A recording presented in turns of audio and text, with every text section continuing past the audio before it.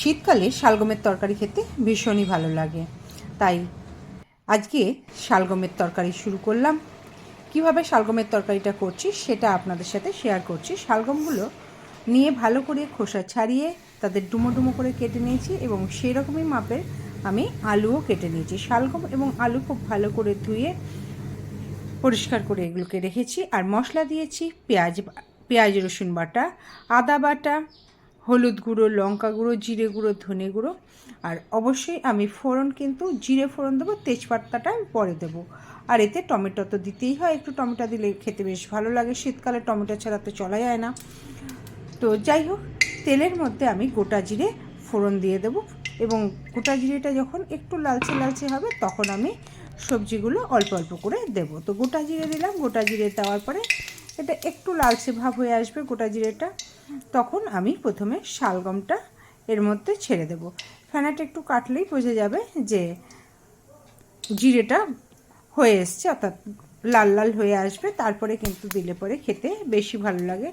জিরে কাঁচা অবস্থায় দিলে কিন্তু সেই সবজি খেতে ভালো লাগে না, বা আপনি ডাল করলেও তখন একটু লাল লাল হলেই ভালো লাগে। তো যাই হোক, ওটা একটু লাল লাল হয়ে যাওয়ার পরে আমি শালগমটা এর মধ্যে দিয়ে দিলাম এবং তারপরে এর মধ্যে আমি আলুগুলো দিয়ে দেবো। দিয়ে খুব ভালো করে এটাকে ভাজতে হবে, কারণ ভেজে নিলে সবজি খেতে খুব ভালো লাগে। তো প্রথমে আমি শালগমটাকে ভালো করে একটু ভেজে নিলাম। ভেজে নেওয়ার পরে এরপরে আলুগুলো দেবো। আলুগুলো দিয়ে এই দুটোকে কিন্তু খুব ভালো করে ভাজতে হবে। আলু এবং শালগম বা আপনি যে কোনো সবজি রান্না করার সময় যদি তেলে আপনি একটু ভালো করে ভেজে নেন, সেটা খেতে কিন্তু ভীষণই স্বাদের হয় এবং খুব ভালোও লাগে। খেয়ে দেখবেন এইভাবে যে কোনো সবজি আপনি যেটাই বানান। এবার আমি কিন্তু তেজপাতা আগে দিইনি, তেজপাতাটা আমি পরে দিলাম।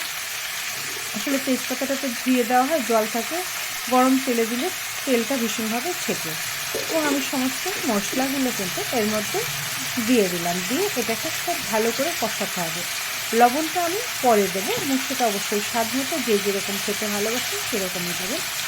আর মশলার সাথে অবশ্যই টমেটোটাও দিয়ে দেবেন একসাথে। ভালো করে এটাকে কষলে পরে টমেটো টকটক ভাবটাও এর মধ্যে চলে আসবে, সেটা খেতে ভালো লাগবে। এটা একটু কষানো হয়ে আসলে পরে তারপরে আমি পরিমাণ মতো লবণটা দিয়ে দিলাম। দিয়ে এটাকে কিন্তু আমি খুব ভালো করে কষবো এবং জলটা শুকিয়ে যাবে। যে জলটা বেরোচ্ছে সেই জলটা শুকিয়ে যাবে, একটু তেল বেরিয়ে আসবে। যে তেলটা দিয়েছিলাম, মশলা কিন্তু ভালো করে কষলে তখন তেলটা বেরিয়ে আসে, বোঝা যায় যে মশলাটা কষা হয়ে গেছে, তো সবজিটা কষা হয়ে গেছে। সবজিটা কষা হয়ে গেছে দেখুন, খুব সুন্দর একটা গন্ধ বেরোবে।